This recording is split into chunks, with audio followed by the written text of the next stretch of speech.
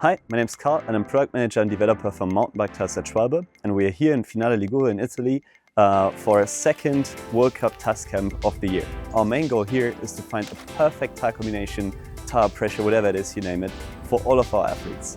When we talk about tire pressure for downhill racing, obviously we try to find the best compromise out of grip, traction, puncture protection and also rolling speed. So even the best riders in the world, they might have their favorite tire pressure that they developed over the years, but that doesn't necessarily mean that is their optimal pressure. On top of that, geometry's changed, suspension changes, and according to that, you also have to adopt the tire pressure. And that's how we basically start every test. We try to determine the optimum tire pressure for every athlete. For that, first and foremost, it's important to know the weight. Depending on the weight, we can make a rough estimation on the tire pressure from the rear of the athlete. Next on the list is balance. So not every rider is sitting perfectly centered on the bike, although that might be the goal for some, but some riders are riding a bit more over the rear, some a bit more over the front, and that's something we incorporate in our tire pressure testing as well.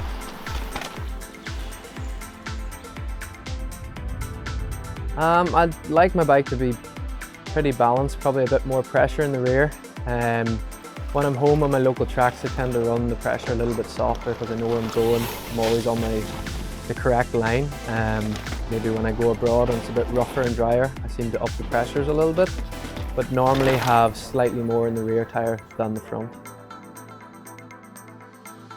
We have to create an environment where the athlete can have a great feeling for the product. And what really proved to be a super great tool for this since many years is framing. So framing means that we give the athlete a starting point, then we take the system to one extreme, we take it to the other extreme, we check what the athlete might like about one or the other extreme, and then we try to find the middle.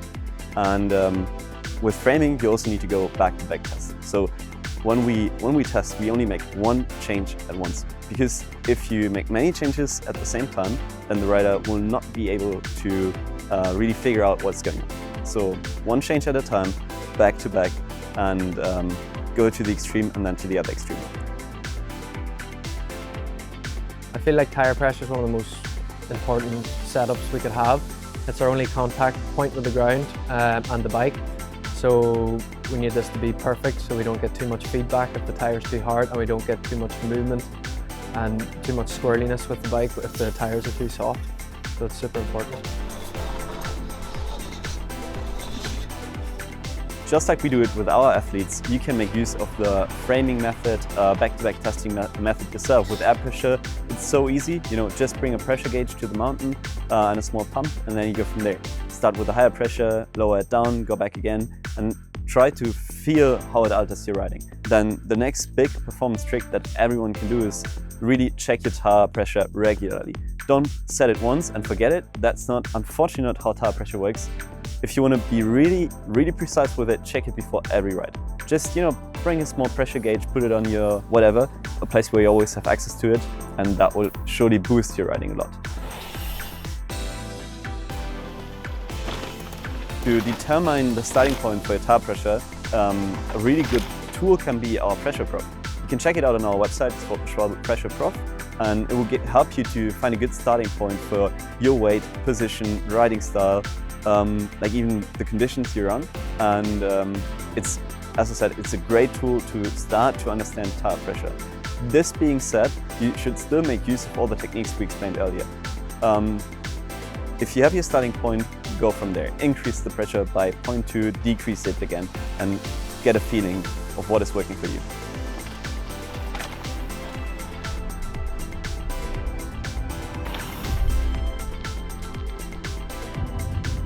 Experiment and have a go with things.